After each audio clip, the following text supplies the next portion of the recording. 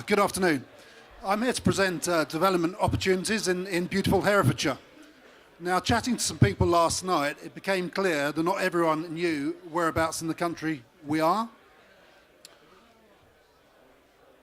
So we got a little map to show that we're sort of located halfway between Cardiff and Birmingham, and not far away from Bristol. We often get mistaken for somewhere just north of London, but we're certainly not that. We're on the west of England, as you can see there. Now, Hereford Council is absolutely open for business. We've got a very pro-growth agenda, and we're looking for key partners and investors to help us on that. And during this presentation, you'll hear not just about the university, but about 16,500 new homes, a new university, and a great deal of new infrastructure as well. But before I talk about too much about economic development, lifestyle. Sir John talked 2 or 3 times this morning in his speech about lifestyle, and I think that's very important for developers as well. So we have the glorious Hereford Cathedral. Hopefully some of you will be aware of or may even have visited. It's home to the MIPIM, which is the world's largest medieval map. And over the next 6 weeks, we're home to the poppies, which will be cascading out of one of our windows. And we're hoping to attract 3,000 or 4,000 visitors a day to come and see our beautiful cathedral. We've also got the Wye Valley.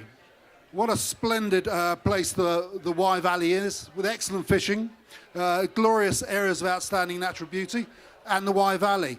Really quite a tremendous site. And we had to get it in there. Yes, of course, we're from Herefordshire and we love our cider.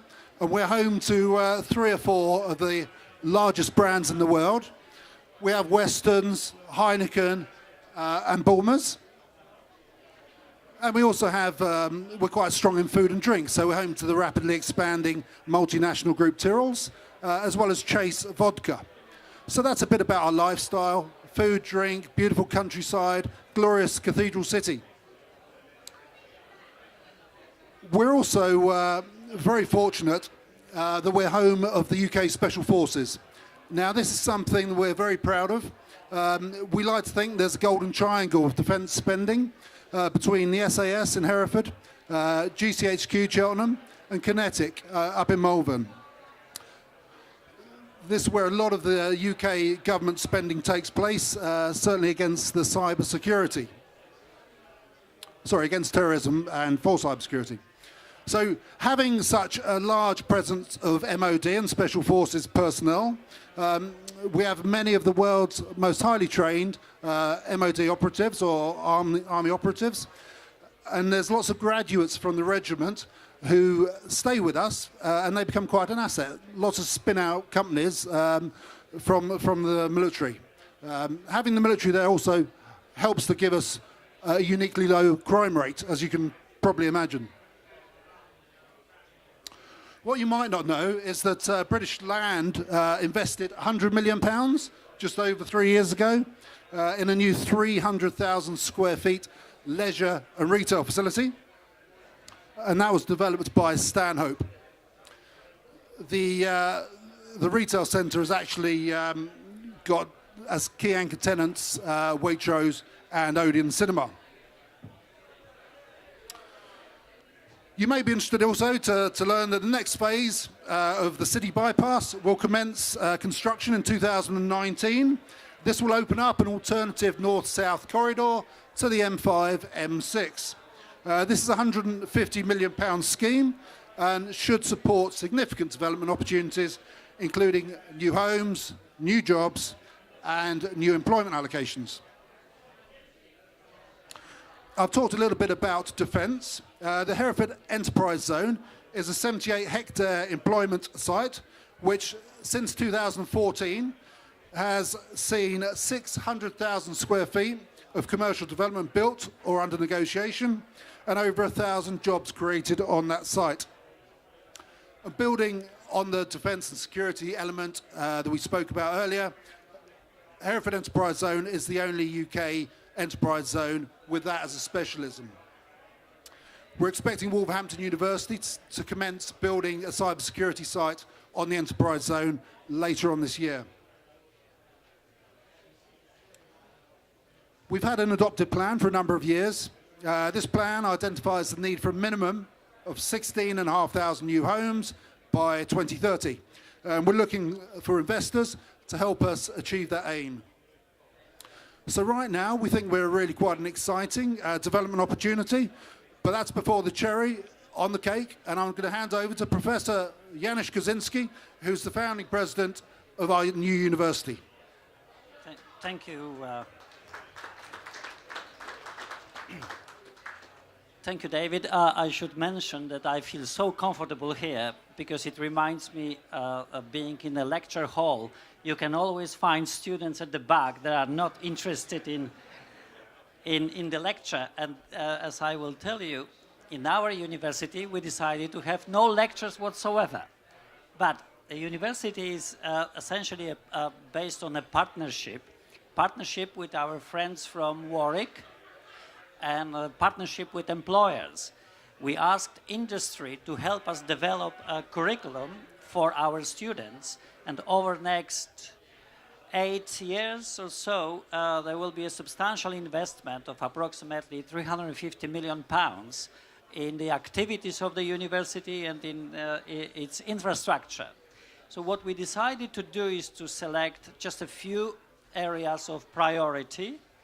One is dedicated to cybernet security and also social security related to using social media.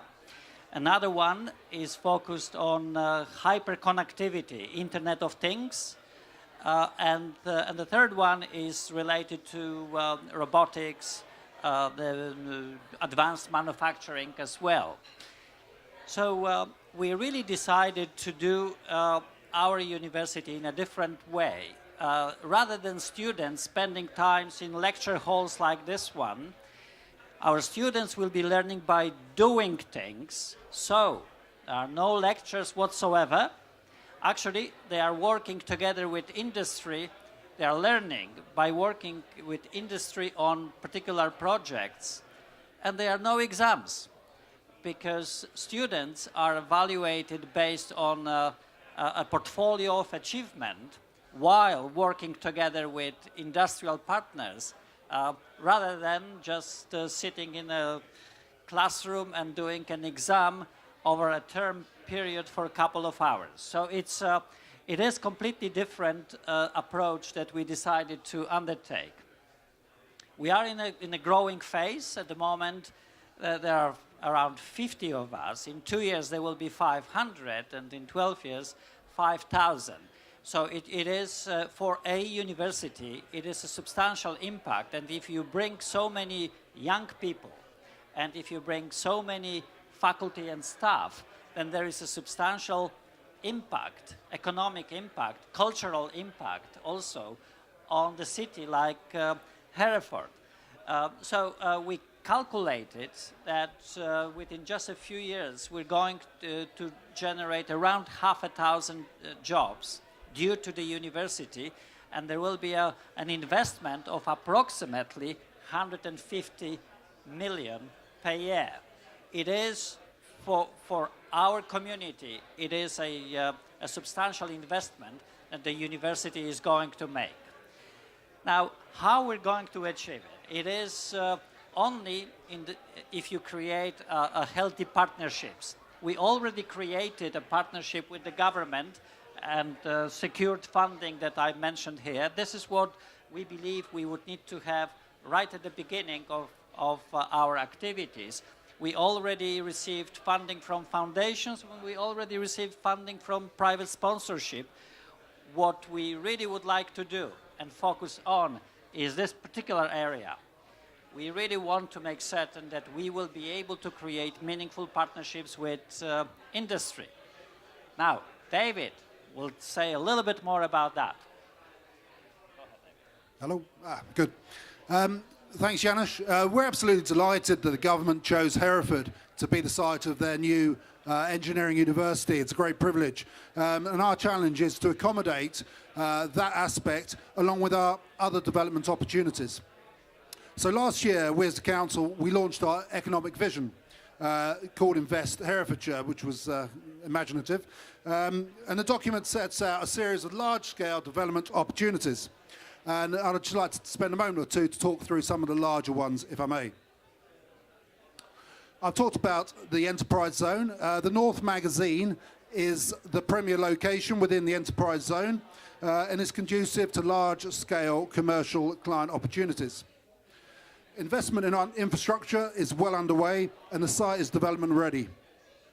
We're the landowner as the council, so we put in place a simplified planning process to make investment as risk-free and quick as possible. Already committed to that site, we have the university as well as a 4,000 square metre incubation space. Now, Hereford serves as a gateway to a much larger county, and we have other opportunities. This one here is in Ross-on-Wye, one of our county towns. This is a 10-hectare employment allocation, which is owned again by the council. And last month we got planning permission for 20,000 square metres of commercial floor space. This is located less than a mile from the M50, and again is halfway between Birmingham and Cardiff, and situated just over an hour from 3 international airports. Another exciting project we have is what we call the Urban Village.